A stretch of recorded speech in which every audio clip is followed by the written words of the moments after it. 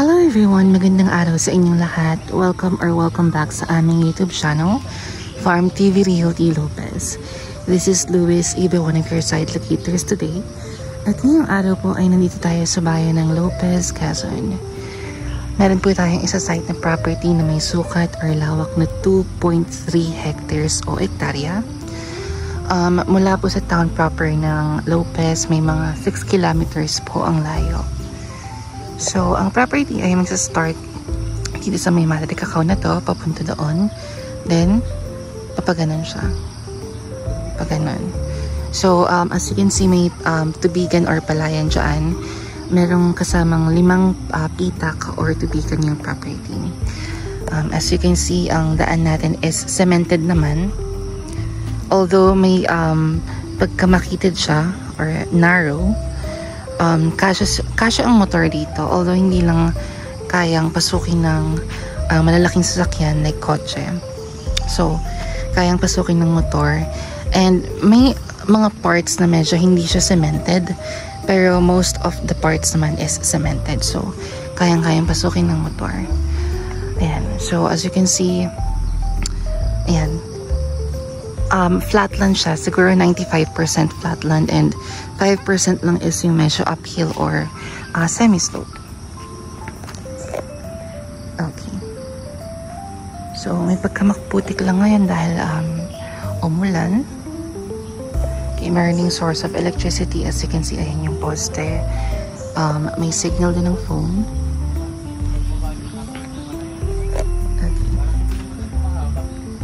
Etong star apple ba kasama na rin? Ito? Dito, ang masakot dito na. Ito lang. Simula dun sa ano na yun, sa Madre Cacao pa ganun. Okay. Ano, papasukin ba natin? Medyo maputik. Sige, pasukin natin para ano. Ibig sabihin, yung boy sa napipupuntahan. Oo. Sana?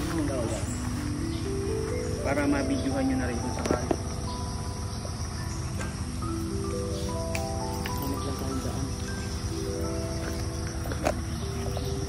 Putik na rin.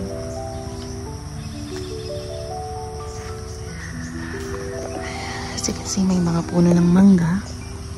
May niyog. Pwede ka dyan? Para mas maganda dito.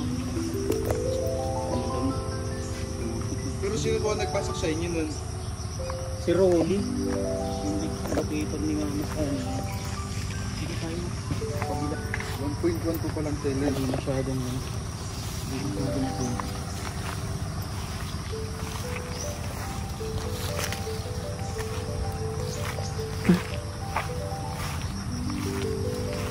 Ulitin Madre Cacao papunta doon.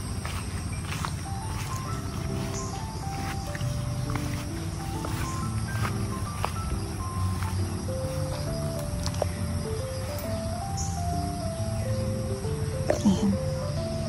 Kita niyo, di ba? May pitak. Tubigan or palayan.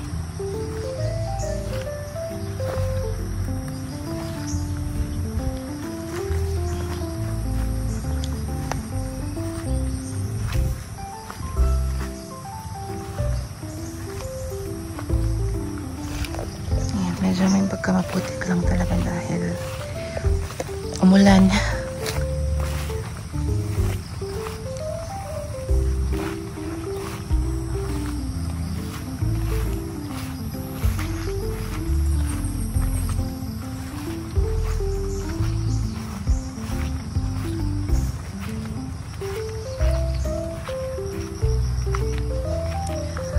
Okay.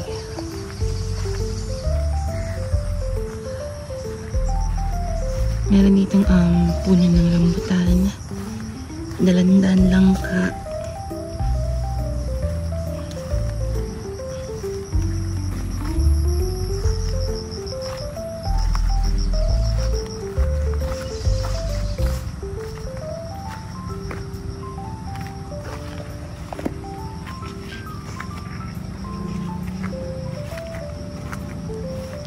Ayan, may mga kawayan din. As you can see.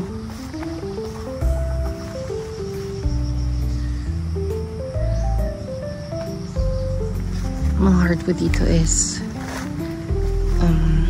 Malatubig. I'm not familiar with that.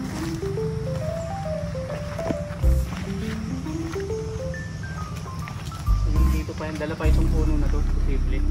Ito. Yan ay malatubig. Magandang ano yan, hardwood. Ayan, malatubig. Ano nga ulit yung ano dito, sir? Mga fruit bearing?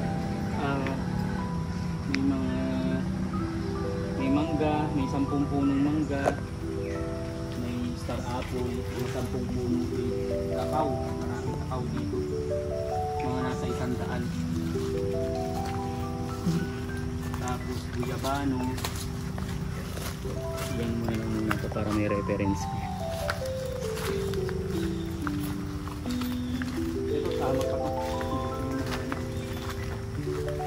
Ayun sa pantatawirin. Irrigation yan? Ha? Irrigation. Teka pa sa likod pa. Ingat ang pagtawid ha, baka matigas.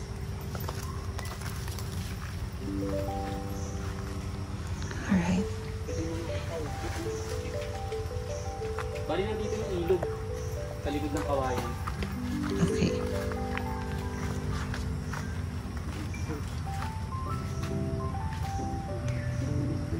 Wait. Tatawilin natin.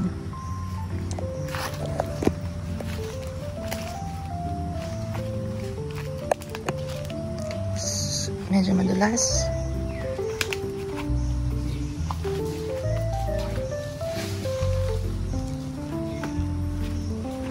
Oops. Okay. Ngayon yung ilog daw is nasa likod nitong kawayan. Alright, so meron dito mga 100 puno ng kakao. Mga 9 na puno ng santol.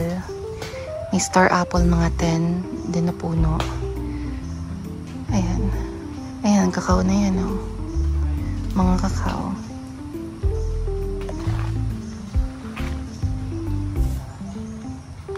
And meron ditong tubig. Hindi ko alam kung maliit na sapat or ano.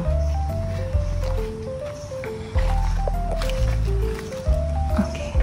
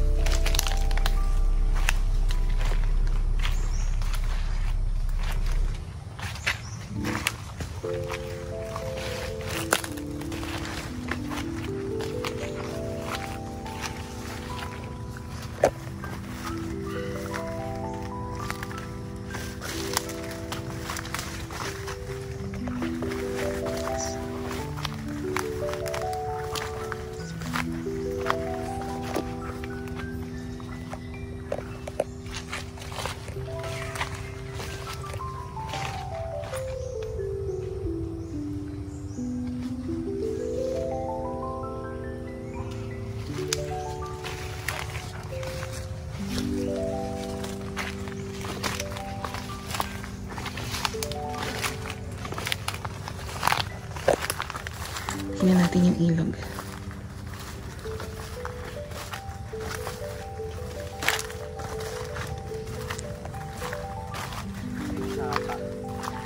May sapa.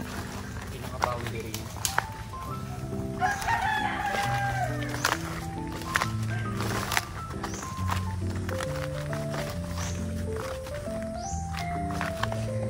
Ayan.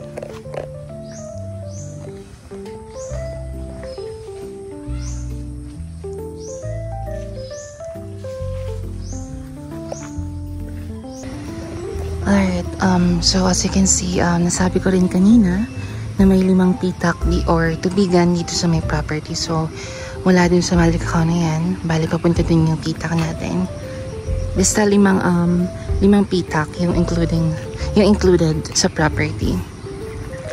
And as you can see, dito ay cemented pa rin yung daan. So, it means kayang-kaya pa rin pasukin ng motor.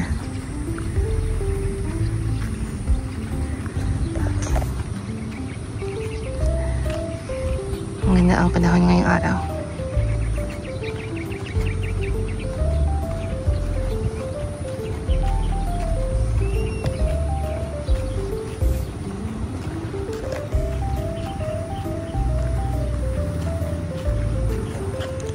Bale doon kami nang galing. Ayan. Ayun yung pinakita natin kanina, yung support na yan. Then papakita natin yung dito sa kabilang side.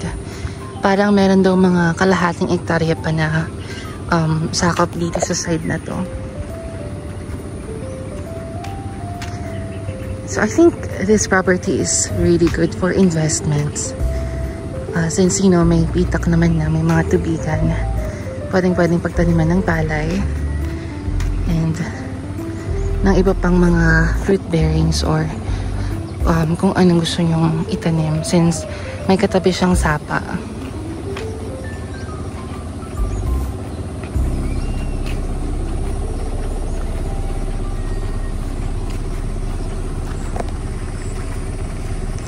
As you can see, meron pa rin dito mga puno ng mangga. Meron pa rin mga niyog.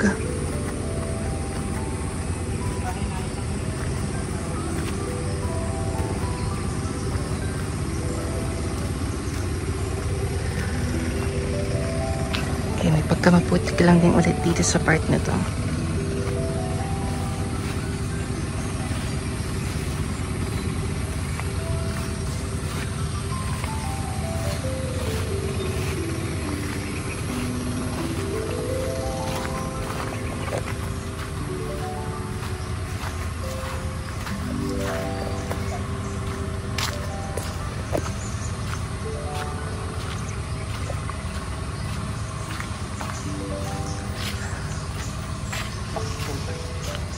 Ano yan?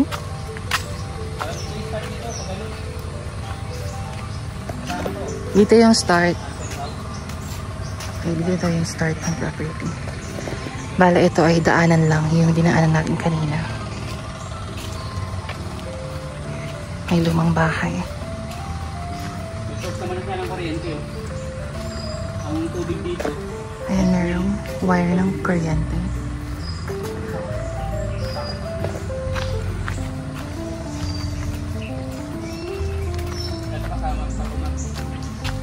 Yung mga nasa kalahating hektarya ka. Pero hindi naaabot na sa yan sa bahay ka.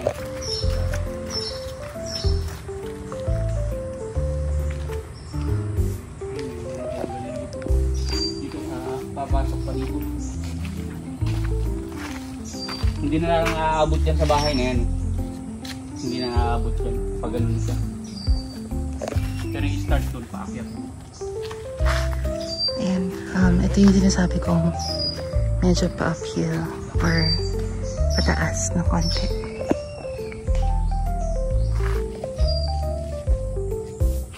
Alright, so yung ending ng property natin is itong mahogany na to. And then yung parang pa-uphill pa ng konti. So again, dito sa side na to na pinuntahan natin is may mga 500 square meters or kalahating hektarya. Okay. So, again guys, if you have any questions, any inquiries, huwag kayong mahihang mag-text or tumawag sa mga numbers na nasa itaas. Again, this is Luis, even one of your site locators today. Thank you so much and see you on our next vlogs. Bye!